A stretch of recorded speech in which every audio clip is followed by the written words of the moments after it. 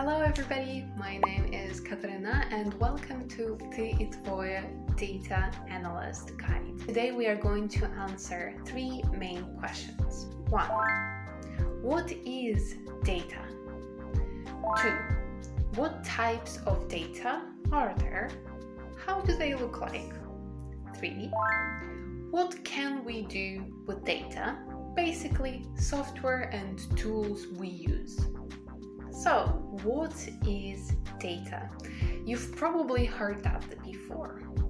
Data is everything and it is everywhere. And though it sounds cliche, it's actually true. Every time you subscribe to a service or browse a website, you are generating data. Websites use cookies to personalize your experience, and services track your interactions to improve what they offer. In today's world, every online action creates massive amount of information. Some useful, some not, but nonetheless, it can be used to sell products, enhance services, and make sure that you find exactly what you're looking for. The problem is that there is simply too much data for us to process with the naked eye. Our human brains just are not built to make sense of it all. That's where tools and skills come into play, helping us take that messy mountain of information and turn it into something cohesive, understandable, and even visual. This is where data analytics and data science come in. They are the keys to unlocking the pattern and insights that are hidden within data, making this overwhelming world of information manageable and even actionable. And today we'll peek just a bit behind that curtain to begin our journey in the world of data analytics. So, what types of data exist and what do they look like?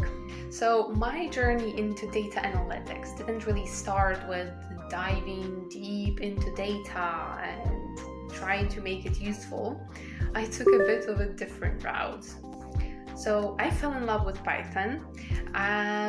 First, I found this free course where we were building a game using Python. We used Pygame, which is basically a set of Python modules that is designed to build games. I was instantly sold. Unlike JavaScript, HTML, writing Python code just felt so easy and understandable, and it just clicked for me. So it became my jumping off point, and I furiously googled trying to find what can I do with Python, and that was my first encounter with data science and analytics. To be fair, all the websites that I checked promised a field that is ruthless and incredibly hard to get into, and of course it required math, which didn't really sound that appealing. I was like, okay, I think I can handle that. So math didn't scare me. I was a bit confused. What was this data that I was supposed to analyze and gain some insights and answer some questions? I was bombarded with terms like JSON, XML files, CSV files, but no one really explained what they meant or how it all worked, how did it look like, and I was just looking at the lines of text and numbers and really not understanding that much. So let's clear all of this up and let's actually talk about what types of data and formats can you expect in this field. So first we have structured data. Structured data means exactly that. It's well organized, very often it has rows, columns, and it's so easy to analyze even without any kind of tools. You very often can see visually information. That's the CSV files that you can expect, and CSV stands for comma separated values. So for example, if you open such a file in VS Code or something, it will be a bit like a text file that will just have values separated by commas. It still will form some types of rows and columns, but it's a bit more confusing than that because they are not perfectly looking, I would say. But there is very good structure, very good organization inside of it. This is the structured data exactly is an Excel spreadsheet, right? Everything has its place, everything is as clear as it could be. Next one we have unstructured data. And yes, that's exactly the opposite of the structured data. So what is unstructured data? Well, that's text files, images, videos, basically everything that you can't put in a table. Social media posts, emails, videos, that's all unstructured data. And to analyze unstructured data, you need more advanced tools, more data sciencey tools, machine learning algorithms, and stuff like that. And the last one we have is semi-structured data. So as the name suggests, there's a little bit of organization to this data, but not as much as in our structured data. Formats like JSON and XML fall into this category. They are a bit more fluid, I would say, but they still have some tags, some markers and tags that try to make this information understandable. Most APIs, as a return value to their requests, give you a JSON file with all the information that you need. JSON format is pretty popular because it's very lightweight, it's very easy to transfer across the internet, it's very easy to give a lot of information very quickly. And if you have a reader, it's actually not that hard to understand, and once you got the hang of it, it's pretty easy to navigate a JSON file, but it's still not as clear as Excel spreadsheet. Okay, so that's our data types, and that's how they look like and their names. So now, what do we do with this data? How do we analyze it, and what software we use? So there are many tools that data analysts use every day. I've already mentioned Python, and there are a few famous tools that are closely connected to Python. First is Pandas. So Pandas is a Python library that we use to clean, sort, and transform data. I love this one.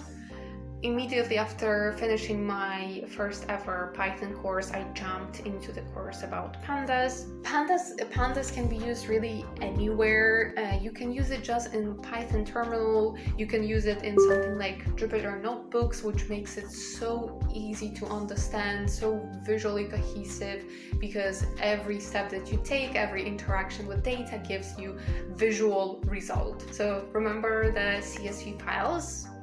You will use definitely Pandas to read it and to manipulate it somehow. Next, Matplotlib and Seaborn. These libraries are used for data visualization, and a Seaborn library is based on Matplotlib, but a little bit more user-friendly. Very often you will also hear scikit-learn and TensorFlow when speaking about data. They are libraries created for machine learning. So as a beginner data analyst, you most likely won't need these libraries and won't need to know how to use them. Maybe you won't ever need to use them, but I definitely recommend checking them out since they are pretty fun. But just don't put any stress on trying to master them. Next, of course, comes SQL. By the way, SQL, I say it both ways, but it's the same thing. I'm always speaking about the same thing. So you cannot get anywhere without SQL. Honestly, if you have any experience with coding languages, writing code, SQL will be very easy to understand, very easy to learn. And if it's your first ever experience writing code, you start from SQL, it's actually pretty straightforward and easier than most languages. There are a lot of tools probably you've heard about if you searched or googled something about data analytics. So we have MySQL, MariaDB, Oracle, PostgreSQL, MS SQL, and SQLite. Despite different names, they are all relational database management systems which use structured query language, SQL for sure, to get the information you need from large quantities of data. Which software you use usually depends on your needs, the scale of your project, etc. Personally, I've started from MySQL and I like it a lot and it's very easy to navigate, so that's my choice usually. Please remember that no matter the name of a relational database management system, right? No matter if you're talking about MySQL, PostgreSQL, they use actual SQL to manipulate data. So no matter which software you need and no matter which software you use, what you need to master is the language, SQL. I think it would be very helpful if from this class, from this moment on, you get used to something like this. Select star from something semicolon, because this is the most basic query in SQL. And I would bet that you can understand just a little bit, even if you had no experience ever with this language. So for Python lovers, I just want to remind you, do you remember when you want to import something, you start from, for example, from Pygames, import star. Do you remember what the star stands for? Everything. Star means everything. So select star from something means select everything and display it. That association helped me a lot, so hopefully it helps you too. Next, Excel. Oh, in the past was the bane of my existence in the programming classes at school, and when I was younger, every time I would hear Excel, I had this association with like a middle-aged bookkeeper like squinting at her computer screen for hours, and it's kind of true still, I guess, it still holds true a bit. These days I think people are more familiar with like Google spreadsheets, since not everybody has access to Microsoft Office, but it is essentially the same thing anyways. It's very popular, very user-friendly, and more user-friendly than any other tool, I would argue, and it's widely used to enter data, clean it, sort it, and even visualize it. So a few honorable mentions go to Tableau, Power BI, Google BigQuery. While these tools are fantastic for data visualization and analysis, you might want to look them up a bit later. You can do that now, absolutely, but they are not essential for you to get started. So guys, that's about it. Today we discussed what is data, what types of data do we have, what do they look like, and what tools can we use to manipulate, transform, and analyze this data. Really hope that you enjoyed. I hope everything was clear. If you have any more questions, if something is confusing, if you have some feedback, please leave the comment down below. You can leave it on YouTube. Under the video, you can also find the condensed version of the video in that text format, since I know some people prefer reading instead of watching and watching again. So please choose the format that suits you the best. I will add as much information as I can and try to make it as clear as possible. So I really hope that you enjoyed that it made it a little bit clear for you what is data analytics and made this field a little bit less scary. So thank you very much for watching, and I really hope to see you in the next one. Bye!